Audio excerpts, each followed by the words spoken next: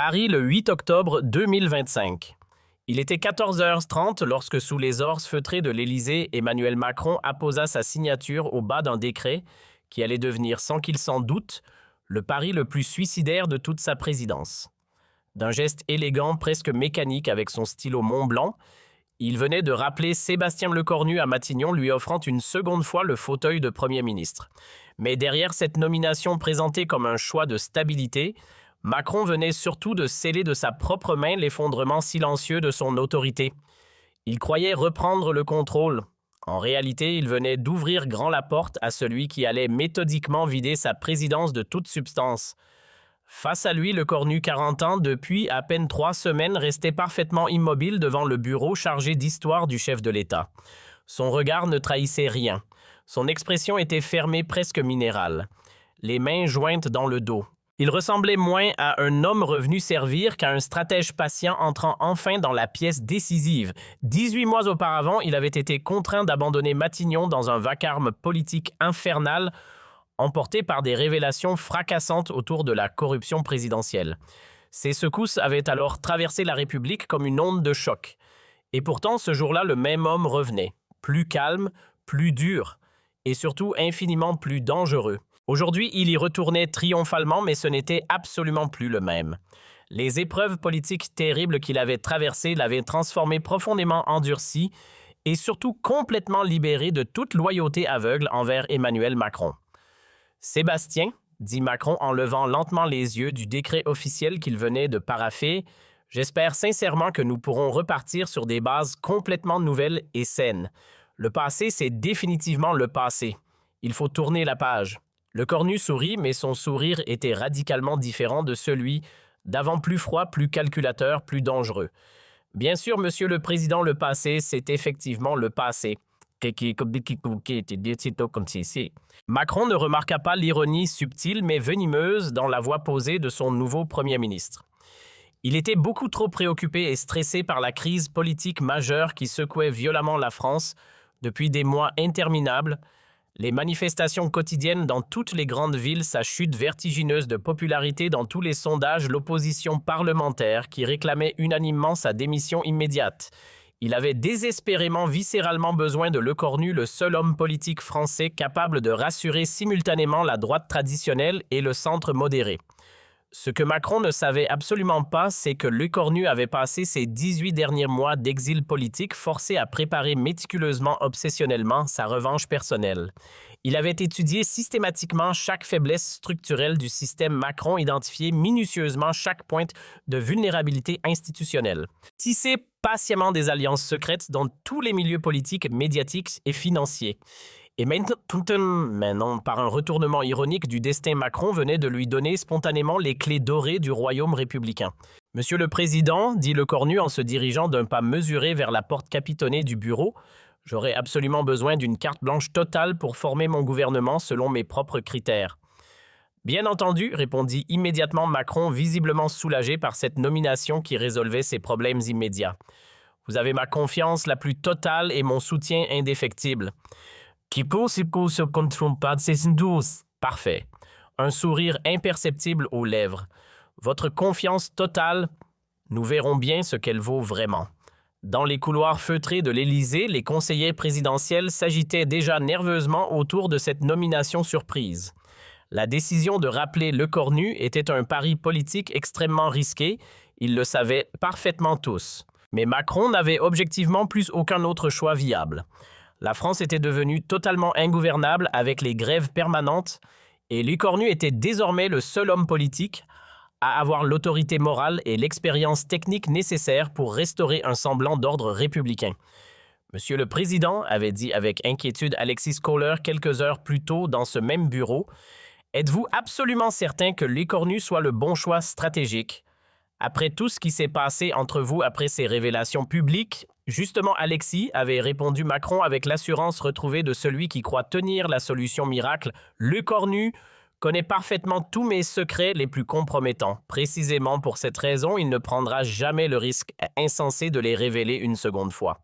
C'est notre assurance mutuelle, notre équilibre de la terreur. Il ne peut plus me trahir sans se détruire lui-même. Kohler n'avait pas osé insister davantage, mais il gardait un très mauvais pressentiment viscéral.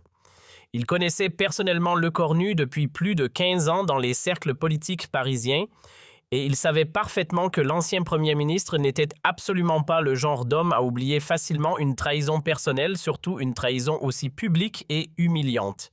Le soir même de sa nomination, Lecornu s'installait cérémonieusement dans ses anciens bureaux prestigieux de Matignon rue de Varennes.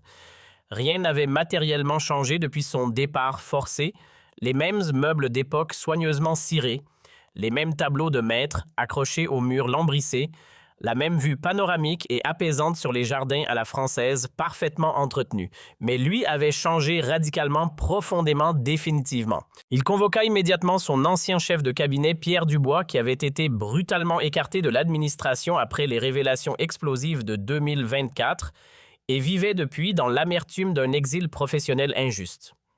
Pierre dit solennellement Lecornu, quand l'homme entra dans le bureau directorial qu'il connaissait si bien, « J'espère sincèrement que vous avez précieusement gardé tous les dossiers sensibles que je vous avais explicitement demandé de conserver en sécurité. » Dubois sourit avec la satisfaction de celui qui a attendu longtemps ce moment de vérité. « Tout est religieusement là, monsieur le Premier ministre. Tous les documents compromettants, tous les enregistrements audio secrets, toutes les preuves accablantes, tout est stocké en lieu sûr, classé, répertorié.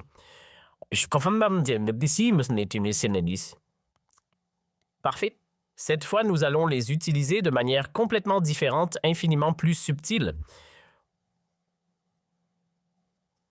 Comment cela, monsieur le Premier ministre? La première fois. J'ai révélé publiquement les secrets les plus noirs de Macron par pure colère, par soif de vengeance immédiate. C'était une erreur tactique majeure. Cette fois, je vais les utiliser intelligemment pour le contrôler totalement, l'asservir progressivement. Le plan machiavélique de Lecornu était d'une simplicité diabolique et d'une efficacité redoutable. Au lieu de détruire publiquement Macron comme il l'avait fait brutalement en 2024, provoquant un chaos politique général, il allait cette fois maintenir le président en vie politiquement, mais sous sa domination personnelle absolue et invisible. Le président Macron deviendrait progressivement sa marionnette docile et lui tirerait discrètement toutes les ficelles du pouvoir réel depuis les bureaux feutrés de Matignon. Le lendemain matin, dès 8 heures, Lecornu commença méthodiquement à former son nouveau gouvernement. Mais contrairement aux attentes légitimes et aux habitudes constitutionnelles de l'Élysée, il ne consulta pas une seule fois Macron sur ses choix ministériels. Il nomma qui il voulait, quand il voulait, dans les fonctions qu'il voulait, selon ses propres critères personnels et politiques. Monsieur le Premier ministre, l'appela d'une voix légèrement inquiète Alexis Kohler vers midi, le président aimerait beaucoup discuter personnellement avec vous de vos choix ministériels avant leur officialisation. Dites respectueusement au président que mes choix gouvernementaux sont définitivement arrêtés et non négociables, répondit sèchement Lecornu, sans lever les yeux de ses dossiers. S'il a des objections particulières à formuler, qu'il les mette noir sur blanc par écrit avec ses arguments détaillés. Cette réponse brutale et sans appel fit l'effet d'une véritable bombe diplomatique à l'Élysée.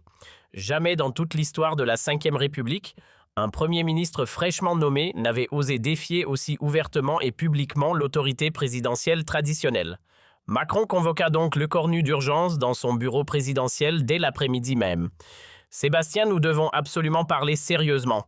Vous ne pouvez pas former votre gouvernement sans me consulter au préalable. C'est contraire à tous nos usages constitutionnels. » Lecornu assit très calmement dans le fauteuil Louis XV face au bureau présidentiel, croisa posément les jambes et fixa Macron droit dans les yeux. « Monsieur le Président, vous m'avez explicitement dit hier que j'avais carte blanche totale pour mes nominations.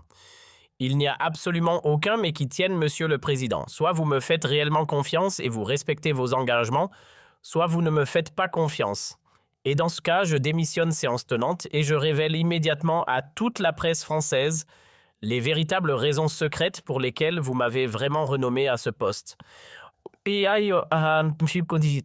Le chantage politique était explicite, direct, imparable. Macron pâlit visiblement et sentit ses mains devenir moites. « Qu'est-ce que vous voulez dire exactement ? Je veux dire très clairement que vous ne m'avez absolument pas nommé pour mes compétences gouvernementales reconnues, Monsieur le Président. Vous m'avez nommé uniquement parce que vous pensez naïvement que je ne peux pas vous trahir une seconde fois étant donné que je connais déjà tous vos secrets les plus compromettants. Mais vous vous trompez lourdement dans votre calcul politique. Mes connaissances de vos secrets ne m'empêchent nullement de vous trahir à nouveau. Au contraire, elles me donnent le pouvoir absolu de le faire exactement quand je le souhaiterai de la manière que je choisirai. Le silence oppressant qui suivit cette déclaration était absolument assourdissant. On n'entendait que le tic-tac régulier de la pendule ampère posée sur la cheminée du bureau. Macron réalisait brutalement, avec une terreur grandissante, qu'il venait de commettre l'erreur stratégique la plus monumentale de sa vie politique. En renommant Lecornu pour tenter de le contrôler, il n'avait pas du tout récupéré un allié loyal et reconnaissant. Il venait d'armer méthodiquement son pire ennemi personnel et de lui donner tous les moyens institutionnels de le détruire. « Qu'est-ce que vous voulez exactement de moi ?» demanda finalement Macron, la voix blanche et tremblante. « Ce que je veux, c'est très simple, gouverner réellement la France. Vraiment gouverner, pas faire semblant. Vous resterez officiellement président de la République. Vous ferez consciencieusement vos voyages officiels protocolaires, vos discours télévisés, vos cérémonies commémoratives. Mais toutes les vraies décisions politiques importantes, tous les arbitrages gouvernementaux majeurs, c'est moi et moi seul qui les prendrai désormais. Vous me proposez un véritable coup d'État constitutionnel. Je vous propose intelligemment un partage équitable du pouvoir républicain. Vous gardez généreusement tous les titres honorifiques et la reconnaissance médiatique internationale. Moi, je prends modestement la réalité concrète du pouvoir exécutif. » Macron était complètement pris au piège, coincé entre le marteau et l'enclume. S'il refusait catégoriquement cette proposition, Lecornu démissionnait immédiatement et révélait publiquement tous ses secrets, provoquant un nouveau scandale national. S'il acceptait cette proposition inouïe, il devenait de facto un président fantoche, une simple façade démocratique. Et si je refuse votre proposition, Lecornu sortit calmement son téléphone portable crypté de sa poche et fit défiler l'écran jusqu'à un dossier audio spécifique qu'il montra à Macron. Voici l'enregistrement intégral de votre conversation téléphonique confidentielle avec le président chinois Xi Jinping du 15 septembre dernier, celle où vous lui promettez explicitement des informations privilégiées sur les positions négociatrices françaises lors du prochain sommet. Souhaitez-vous que je la diffuse dès ce soir sur toutes les chaînes d'information? Macron s'effondra littéralement dans son fauteuil présidentiel, le visage décomposé. Comment avez-vous réussi à obtenir cet enregistrement? C'était une ligne sécurisée. Source très fiable, Monsieur le Président. 18 mois d'exil politique forcé, cela donne énormément de temps libre pour tisser méthodiquement des réseaux d'information dans tous les milieux. J'ai des alliés partout maintenant, dans les services secrets, dans l'administration, dans les médias, dans les entreprises. Vous m'avez sous-estimé. Qu'est-ce que vous exigez concrètement de moi? Je veux que vous signiez dès aujourd'hui un décret présidentiel secret me donnant des pouvoirs gouvernementaux considérablement étendus sur toute la politique intérieure française et la politique économique nationale. Vous pourrez conserver formellement la défense nationale et les affaires étrangères, mais même dans ces domaines, vous devrez systématiquement me consulter avant toute décision importante. Et si je refuse absolument, alors demain matin à la première heure, toute la France découvrira médusée que son président de la République vend régulièrement des secrets d'État stratégiques à des puissances étrangères. Et cette fois, ce ne sera pas simplement une crise politique passagère, ce sera un procès retentissant pour haute trahison avec une probable condamnation à la réclusion criminelle à perpétuité. Macron n'avait objectivement plus aucun choix viable. Le soir même, dans le secret le plus absolu, il signait le décret présidentiel confidentiel qui transformait officieusement Lecornu en véritable dirigeant de facto de la République française. Mais ce décret secret n'était en réalité que le tout début du plan machiavélique de Lecornu.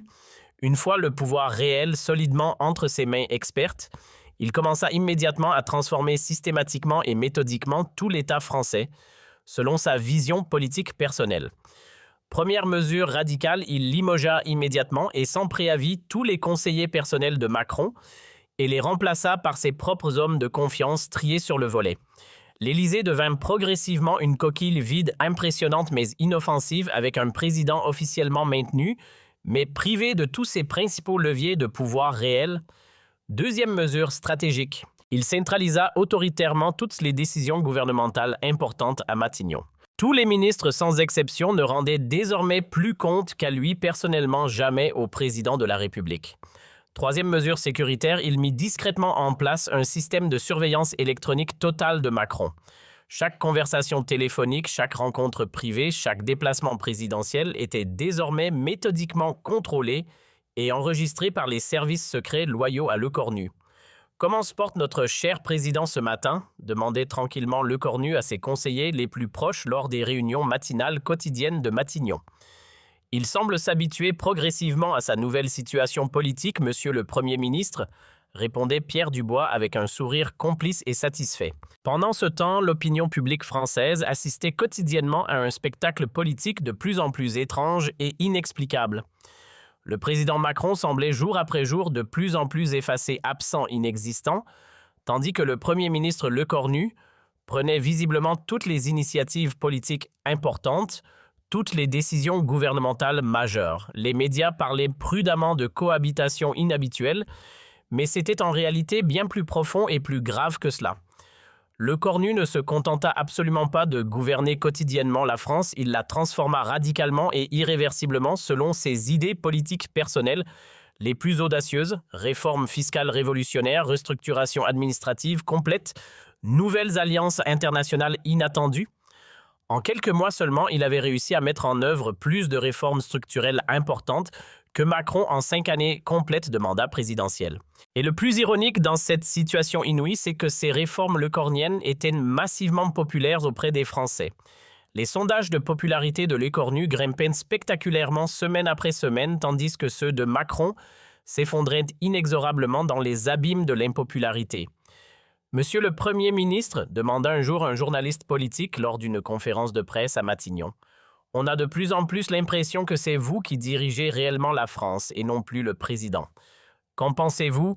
Je dirige la France en étroite collaboration avec Monsieur le Président de la République, répondit diplomatiquement Lecornu avec son sourire le plus innocent. Nous formons une équipe gouvernementale parfaitement soudée et complémentaire.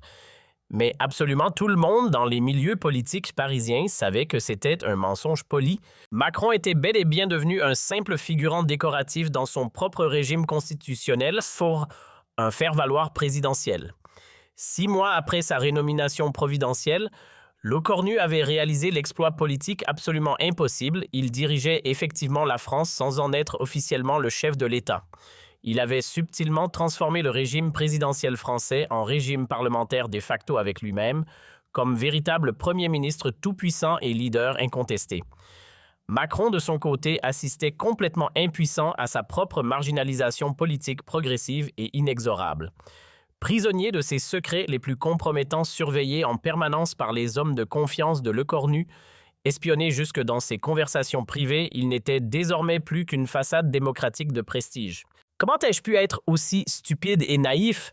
se demandait-il quotidiennement en regardant mélancoliquement les jardins de l'Élysée depuis son bureau présidentiel progressivement déserté par tous ses conseillers historiques.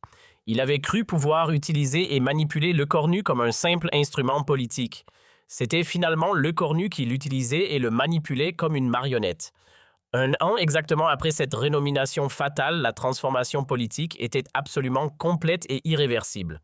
La France était désormais dirigée de facto par un Premier ministre omnipotent et omniprésent et par un président fantoche et décoratif. Et personne dans l'opinion publique ne pouvait légalement rien y faire car officiellement, constitutionnellement, tout était parfaitement légal et républicain. Lecornu avait magistralement réussi le coup d'État le plus subtil, le plus intelligent et le plus efficace de toute l'histoire politique moderne. Il avait pris totalement le pouvoir sans aucune violence, sans aucune révolution, sans aucun bruit médiatique, simplement en utilisant brillamment son intelligence, sa patience infinie et les faiblesses psychologiques de son adversaire. Emmanuel Macron était toujours officiellement président de la République française juridiquement, constitutionnellement. Mais dans la réalité politique concrète, il n'était absolument plus rien d'autre qu'un symbole vide. L'ancien président tout-puissant avait voulu contrôler totalement Lecornu. Il avait fini par être contrôlé intégralement par lui. La revanche personnelle de Sébastien Lecornu était non seulement totale, mais aussi parfaite, subtile et définitive. Et le plus frappant dans cette histoire politique extraordinaire, c'est que Macron avait lui-même de ses propres mains signé le décret qui scellait sa propre perte de pouvoir. Il avait offert les clés du royaume à son pire ennemi en pensant l'amadouer. L'arroseur avait été arrosé, le manipulateur avait été manipulé, le maître était devenu l'esclave et l'écornu régnait désormais sans partage sur la France en toute légalité républicaine. Mais l'histoire de cette prise de pouvoir extraordinaire ne s'arrêtait pas là. 3 mois après avoir établi sa domination totale sur Macron le Cornu, décida d'aller encore plus loin dans son plan machiavélique. Il ne se contentait plus de contrôler le président. Il voulait désormais éliminer tous ses potentiels rivaux politiques et s'assurer une hégémonie durable sur l'ensemble de la classe politique française. Le 15 janvier 2026, lors d'une réunion secrète dans son bureau de Matignon-le-Cornu, convoqua les dirigeants des principaux partis d'opposition Marine Le Pen, pour le Rassemblement national Jean-Luc Mélenchon, pour la France insoumise Laurent Wauquiez pour les Républicains. Chacun d'eux avait reçu une invitation mystérieuse accompagnée d'une simple phrase « Nous avons des intérêts communs à discuter ». Mesdames et messieurs, commença le Cornu, quand tous furent installés dans le salon bleu de Matignon. Je vous ai réunis car nous partageons tous quelque chose. Nous avons tous été trahis par Emmanuel Macron à un moment ou un autre de nos carrières. Marine Le Pen fronça les sourcils. Monsieur le Premier ministre, où voulez-vous en venir exactement? Je veux vous proposer un pacte, un accord qui nous permettrait à tous de gouverner la France selon nos convictions, sans avoir à subir les caprices d'un président déconnecté. Mélenchon réagit. Et comment comptez-vous vous y prendre? Macron est toujours président que je sache. L'écornu sourit de son sourire le plus énigmatique. Officiellement, oui. Officieusement, les choses ont beaucoup changé. Il sortit alors de son tiroir plusieurs dossiers épais qu'il posa sur la table. Voici les preuves de la corruption de Macron. Voici les enregistrements de ses conversations avec des dirigeants étrangers. Voici la documentation complète de ses trahisons. Les 3 dirigeants d'opposition regardèrent les documents avec des yeux écarquillés. Ils comprenaient soudain l'ampleur du pouvoir que le Cornu avait acquis. « Qu'attendez-vous de nous » demanda Wauquiez, visiblement impressionné. « Votre silence et votre coopération. En échange, je vous promets une répartition équitable du pouvoir. Marine, vous aurez la politique d'immigration et de sécurité. Jean-Luc, vous aurez la politique sociale et économique. Laurent, vous aurez la politique européenne et internationale. » « Et vous, qu'est-ce que vous gardez » interrogea Le Pen. « Moi, je coordonne l'ensemble et je m'occupe de Macron. » Cette réunion secrète marqua le début d'une nouvelle ère politique en France. Pour la première fois dans l'histoire de la Ve République, l'opposition acceptait de collaborer avec le pouvoir non pas par conviction, mais par opportunisme et par soif de revanche contre Macron. Dans les semaines qui suivirent, les Français assistèrent à un spectacle politique totalement inédit. Les critiques de l'opposition contre le gouvernement se firent de plus en plus molles. Les débats parlementaires perdaient de leur virulence. Une étrange sérénité politique s'installait que les médias interprétaient comme une pacification du débat démocratique. En réalité, le Cornu était en train de construire méthodiquement un système politique entièrement nouveau où tous les partis traditionnels coopéraient sous son autorité suprême, pendant que Macron n'était plus qu'une façade décorative. Mais le plus impressionnant, c'est que ce système fonctionnait remarquablement bien. Les réformes s'enchaînaient rapidement, la France se modernisait à un rythme accéléré et l'opinion publique était globalement satisfaite de cette efficacité gouvernementale retrouvée. Comment fait-il ça? Se demandait un journaliste du Figaro en observant cette transformation. Comment le Cornu arrive-t-il à faire accepter à Marine Le Pen et à Mélenchon de travailler ensemble? Les Cornu avaient passé des mois à collecter des informations compromettantes sur tous les dirigeants politiques français. Ils savaient que Le Pen avait des comptes cachés à l'étranger, que Mélenchon avait menti sur ses revenus, que Wauquiez avait bénéficié de marchés publics arrangés. Chacun était tenu par ses propres secrets. Au printemps 2020, ainsi 6 mois après la formation de cette alliance occulte, la France était devenue un pays totalement différent. Officiellement, c'était toujours une démocratie présidentielle classique. Officieusement, c'était une oligarchie dirigée par Le Cornu avec la complicité forcée de tous les partis politiques. Macron, de son côté, sombrait progressivement dans une dépression profonde. Privé de tout pouvoir réel, surveillé en permanence, humilié quotidiennement, il n'était plus que l'ombre de lui-même. Ses proches collaborateurs s'inquiétaient de son état psychologique. « Monsieur le Président, lui disait parfois Brigitte Macron, vous devriez peut-être envisager de démissionner. Cette situation vous détruit. »« Je ne peux pas, » répondait faiblement Macron. Si je démissionne, Lecornu révélera tout. Ma réputation sera anéantie pour l'éternité. Mais votre santé mentale, ma santé mentale, c'est le prix à payer pour mes erreurs passées. Cette conversation, comme toutes les autres, était enregistrée par les services de Lecornu. Le Premier ministre savait exactement dans quel état se trouvait Macron et il en tirait une satisfaction profonde. Mais Lecornu avait encore une carte à jouer. En juin 2026, il décida de franchir l'étape ultime de son plan, éliminer définitivement Macron de l'équation politique, non pas par un scandale public, mais par une démission volontaire. Il organisa une mise en scène parfaite. D'abord, il fit fuiter dans la presse des rumeurs sur l'état de santé du président, puis il fit circuler des informations selon lesquelles Macron souhaitait se retirer de la vie politique pour raisons personnelles. Enfin, il convoqua Macron pour une dernière confrontation dans le bureau présidentiel. « Monsieur le Président, dit Lecornu en s'installant confortablement dans le fauteuil face au bureau, je pense qu'il est temps pour vous de prendre une décision courageuse. Laquelle ?» demanda Macron d'une voix éteinte. « Démissionner pour le bien du pays, pour votre propre bien aussi. Et si je refuse? Alors je révèle tous vos secrets, mais cette fois je le fais progressivement jour après jour pendant des mois. Votre agonie sera longue et douloureuse. » Macron regardait par la fenêtre les jardins de l'Élysée qu'il allait bientôt quitter. « Vous avez gagné, Sébastien, vous avez complètement gagné. » « Je sais. La question est, voulez-vous partir dignement ou voulez-vous être traîné dans la boue? Que se passera-t-il si je démissionne? Vous pourrez garder votre honneur officiel. Je ne révélerai rien. Vous pourrez même écrire vos mémoires en présentant votre version des faits. Et vous, que deviendrez-vous? Je deviendrai ce que j'ai toujours voulu être, le vrai dirigeant de la France. Le 30 juin 2026, Emmanuel Macron annonça sa démission pour raison de santé et pour permettre un renouvellement démocratique. Dans son discours d'adieu, il remercia son fidèle Premier ministre Sébastien Lecornu et recommanda aux Français de lui faire confiance. Selon la Constitution, Lecornu assura l'intérim présidentiel en tant que Premier ministre. Mais au lieu d'organiser rapidement de nouvelles élections présidentielles, il proposa une révision constitutionnelle pour adapter les institutions aux défis à venir. Cette révision, approuvée par référendum grâce au soutien secret de tous les partis politiques qu'il contrôlait, transforma la France en régime parlementaire. Le Premier ministre devenait le véritable chef du pouvoir exécutif, tandis que le président n'était plus qu'un chef d'État symbolique élu par le Parlement. En septembre 2026, Sébastien Lecornu était officiellement élu Premier ministre de la Nouvelle République française par une majorité écrasante de députés. Pour la première fois de sa vie, il détenait légalement le pouvoir qu'il exerçait déjà dans les faits. Lors de son discours d'investiture, il déclara solennellement « La France entre dans une nouvelle ère, une ère de stabilité, d'efficacité et de réconciliation nationale. » Dans l'assistance, Marine Le Pen, Jean-Luc Mélenchon et Laurent Wauquiez applaudissaient chaleureusement.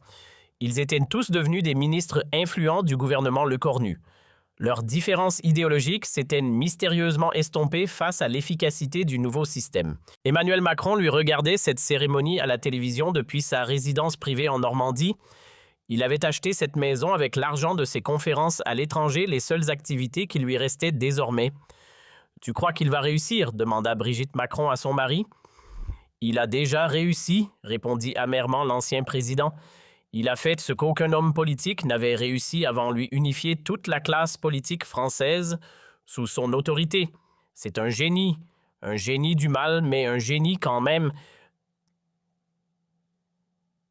En effet, 2 ans après sa rénomination par Macron, Sébastien Lecornu avait accompli l'impensable. Il dirigeait la France avec l'assentiment de tous les partis politiques, l'approbation de l'opinion publique et la légitimité des institutions qu'il avait lui-même réformées. Il avait transformé sa revanche personnelle contre Macron en révolution politique complète. Il avait changé le régime, unifié l'opposition et établi son hégémonie pour des décennies. L'homme qui avait été trahi et humilié en 2024 était devenu en 2026 le maître incontesté de la France. Et tout avait commencé par une simple signature sur un décret de nomination qu'Emmanuel Macron avait cru pouvoir contrôler. L'histoire retiendrait que Macron avait commis l'erreur de sa vie en renommant Lecornu, mais elle retiendrait aussi que Lecornu avait transformé cette erreur en chef-d'œuvre politique. La revanche était non seulement complète, elle était devenue éternelle. Un an plus tard, en octobre 2027, lors d'une cérémonie officielle au château de Versailles pour célébrer le premier anniversaire de la nouvelle République, Sébastien Lecornu prononça un discours qui résumait parfaitement son parcours extraordinaire. Il y a 3 ans, déclara-t-il devant un parterre de dignitaires internationaux, j'étais un homme trahi, humilié, écarté du pouvoir. Aujourd'hui, je dirige un pays unifié, modernisé, respecté dans le monde entier. Cette transformation n'est pas le fruit du hasard. C'est le résultat d'une vision, d'une détermination et surtout d'une patience infinie. Dans l'assistance, les ambassadeurs étrangers prenaient des notes. Le modèle français de Lecornu intriguait tous les dirigeants européens. Comment un homme avait-il réussi à créer un consensus politique aussi large tout en maintenant une efficacité gouvernementale aussi remarquable? Mais le plus symbolique, c'est qu'Emmanuel Macron était présent dans l'assistance. Invité d'honneur, malgré tout, il applaudissait poliment le discours de son ancien protégé devenu son maître. L'humiliation était totale, mais publiquement invisible. En sortant de la cérémonie, Macron croisa Lecornu dans les jardins du château.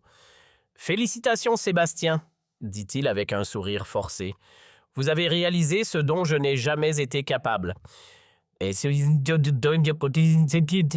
Merci, monsieur l'ancien président, répondit Lecornu avec une courtoisie parfaite.